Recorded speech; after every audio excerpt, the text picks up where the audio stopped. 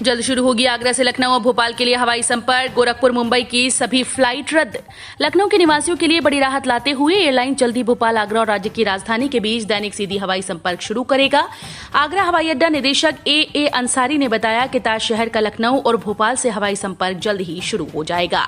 लखनऊ के लिए Indigo airlines द्वारा संचालित उड़ान लखनऊ से दोपहर 2:45 पर उड़ान भरेगी और दोपहर 3:45 पर आगरा पहुंचेगी और बदले में ये शाम 4 बजे उड़ान भरेगी और शाम 5 बजे लखनऊ पहुंचेगी। यूपी की जनजातियों को रोजगार के लिए निदेशालय देगा लोन। प्रदेश की अनुसूचित जनजातियों को स्वरोजगार से जोड़ने के लिए उन्हें सस्ते ब्याज दर व अनुदान सहित ऋण उपलब्ध करवाने की जिम्मेदारी अब नवगठित अनुसूचित जनजाति निदेशालय उठाएगा। अभी तक राज्य की जनजातियों के लिए ऐसी कोई व्यवस्था नहीं थी। हालांकि मुख्यमंत्री योगी आदित्यनाथ के प्रयासों से राज्य के 7 जिलों बहराइच, बलरामपुर, खीरी, गोरखपुर, महाराजगंज, गोंडा व सहारनपुर में 34 वनग्राम राजस्व ग्राम में तब्दील किए जा चुके हैं। मुख्यमंत्री योगी आदित्यनाथ का ऐलान, आंगनबाड़ी कार्यकर्त्रियों व सहायिकाओं का मानदेय फिर बढ़ेगा। प्रदेश के आंगनबाड़ी कार्यकर्त्रियों और सहायिकाओं के लिए अच्छी खबर है, उनका मानदेय एक बार फिर से बढ़ने वाला है। मुख्यमंत्री योगी आदित्यनाथ ने पोषण अभियान के तहत मंगलवार को आयोजित कार्यक्रम में ये ऐलान किया। मुख्यमंत्री ने कहा कि 1 महीने पहले मैंने कहा था कि आंगनबाड़ी कार्यकर्त्रियों के बकाये का भुगतान किया जाए।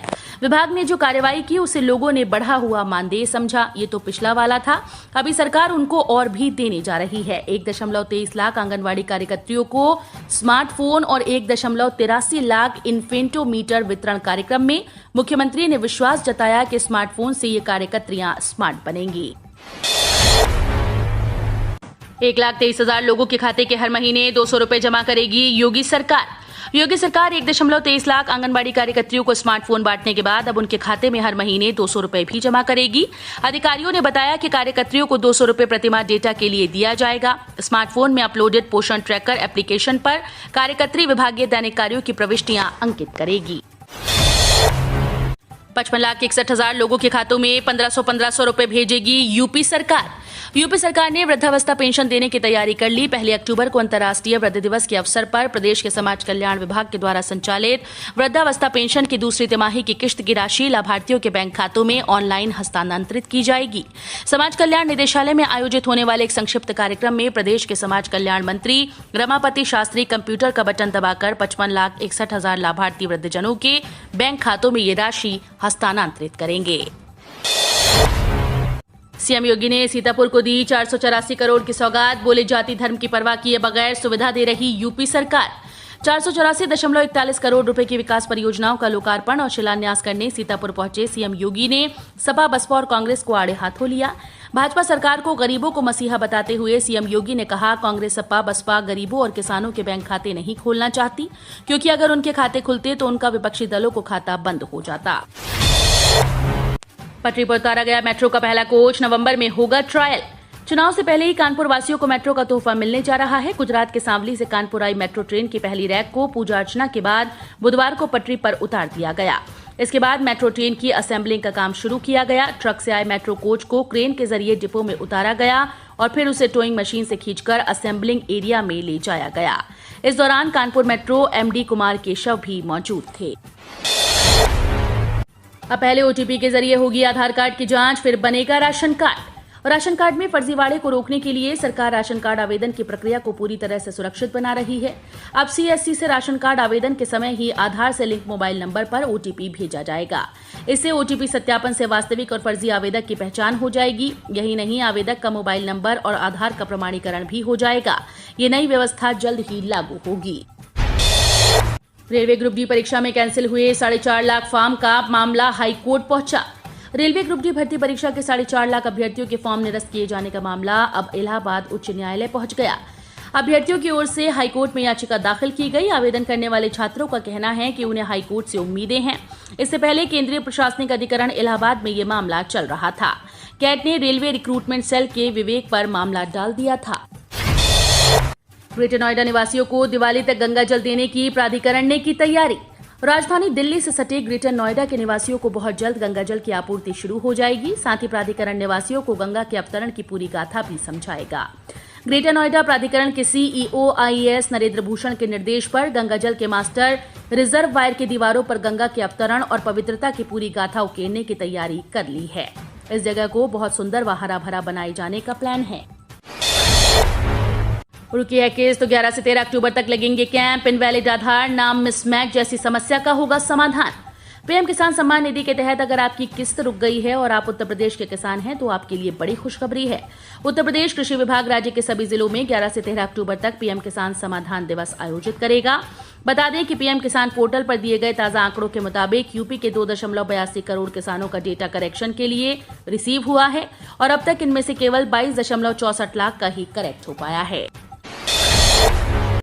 1 अक्टूबर से इन 28 ट्रेन का बदल जाएगा टाइम टेबल। कोरोना की कम होती दूसरी लहर और तीसरी लहर की आशंका के बीच रेल यात्रियों के लिए अच्छी खबर है। त्योहारों को देखते हुए रेलवे जहां कोरोना काल में बंद पड़ी ट्रेन को पटरी पर लाने की कवायद में जुटी है, वहीं यात्रियों की सुविधा के लिए रेलवे ने कोरोना काल में बंद हुई ट्रेन को फिर से बहाल कर रही है। वहीं स्पेशल और नई ट्रेन की संख्या भी लगातार बढ़ा रही है।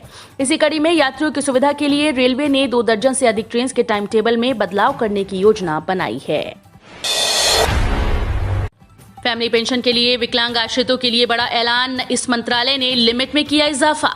रक्षा मंत्रालय ने बड़ा ऐलान किया है। रक्षा मंत्रालय ने मानसिक या शारीरिक अक्षमता से पीड़ित बच्चों, भाई बहनों को पारिवारिक पेंशन देने के लिए आय मानदंड बढ़ाए जाने का फैसला किया है, जिसके अनुसार ऐसे बच्चे भाई बहन आजीवन पारिवारिक पेंशन के लिए पात्र होंगे अगर परिवार पेंशन के अलावा अन्य स्रोतों से उनकी कुल आय सामान्य दर पर हकदार पारिवारिक पेंशन से कम रहती है, जो उनके द्वारा लिए गए अंतिम वेतन का 30% है।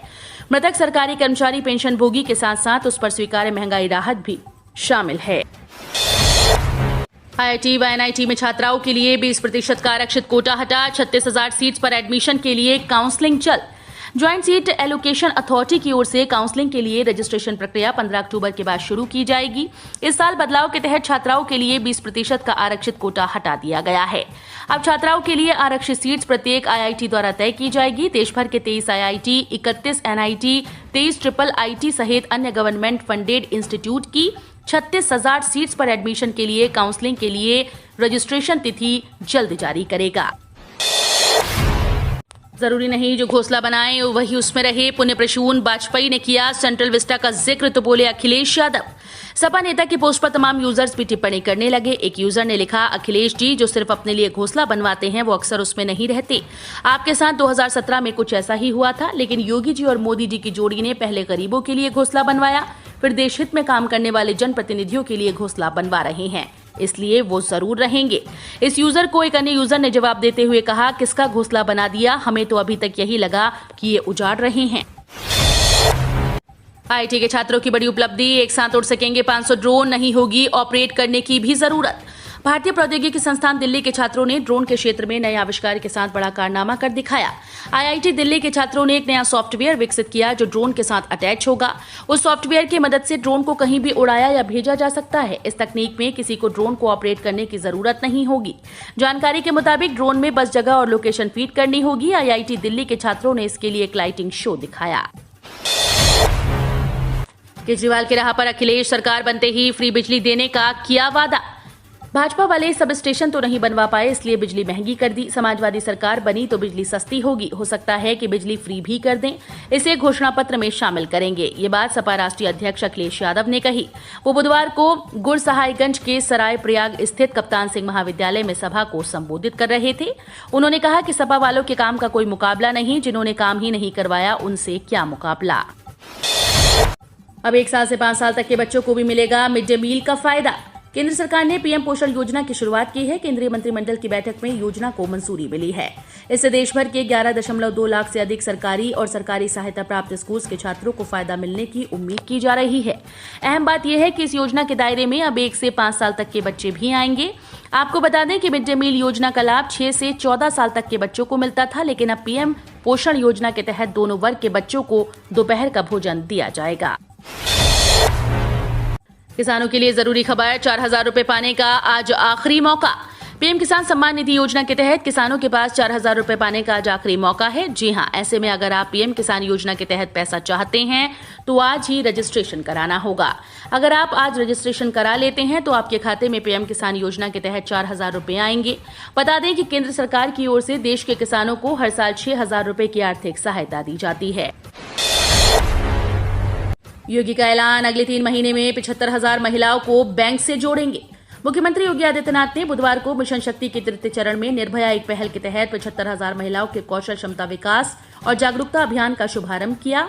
इस मौके पर लोक भवन में आयोजित कार्यक्रम में उन्होंने कहा कि अगले 3 महीनों में 75,000 महिलाओं को बैंकों से जोड़ा जाएगा और प्रत्येक जिले में सम्मेलन कर उन्हें सम्मानित किया जाएगा। रतलाम नीमच रेल मार्ग दोहरीकरण को केंद्र सरकार की मंजूरी। 133 kilometre Ratlam Neemuch broad gauge line के दोहरीकरण के प्रस्ताव को केंद्र सरकार ने कैबिनेट बैठक में बुधवार को मंजूरी दी।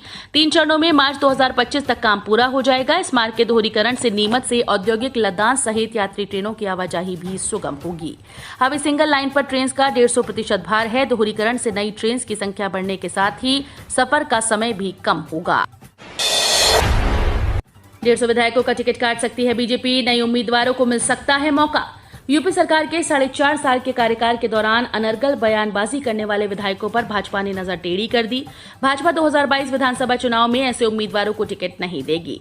साथ ही भाजपा उन विधायकों का भी टिकट काटेगी जो संगठन और सरकार की गतिविधियों में पूरी तरह से निष्क्रिय रहे। भाजपा इसको लेकर एक सर्वे भी करा रही है। सूत्रों की माने तो इसमें मंत्री से लेकर 2017 में हारे और जीते उम्मीदवार भी शामिल हैं। चीन में बिजली गुल, दुनिया भर की फैक्ट्रीज में हड़कांप, मोबाइल से लेकर कार तक की सप्लाई पर होगा असर। चीन में बिजली आपूर्ति का संकट गहरा गया। इस वजह से घरों की बिजली काटी जा रही है और फैक्ट्री को उत्पादन कटौती के लिए मजबूर होना पड़ रहा है। चाइना पावर क्राइसिस से देश की विशाल अर्थव्यवस्था के धीमा होने और वैश्विक आपूर्ति श्रृंखला पर दबाव पड़ने का खतरा है। भारत में कार, टीवी, मोबाइल और अन्य स्मार्ट गैजेट खरीदने वाले ग्राहकों को इस वजह से परेशानी का सामना करना पड़ सकता है।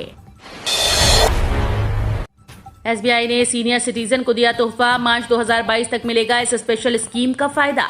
वरिष्ठ नागरिकों को भारतीय स्टेट बैंक ने फेस्टिव तोहफा देते हुए खुश कर दिया। अब एसबीआई के विशेष फिक्स्ड डिपॉजिट योजना का फायदा मार्च 2022 तक लिया जा सकेगा।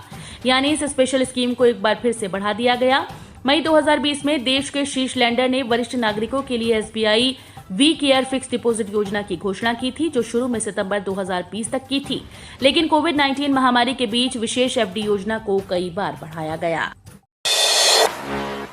यूपी में कोरोना के 8 नए मरीज मिले। प्रदेश में कुल एक्टिव केस 159। उत्तर प्रदेश में पिछले 24 घंटों के दौरान कोविड-19 के 8 नए मरीज सामने आए, जबकि 23 मरीज स्वस्थ हुए हैं। राज्य में फिलहाल 159 मरीजों का इलाज चल रहा है। मुख्यमंत्री योगी आदित्यनाथ ने कोविड-19 प्रबंधन के लिए गठित टीम 9 की बैठक में कहा कि कोरोना की दूसरी लहर पर बने प्रभावी नियंत्रण के बीच जनजीवन तेजी से सामान्य हो रहा है। आज 33 जिलों में एक भी एक्टिव केस नहीं है, जबकि 20 जिलों में एक एक्टिव केस है।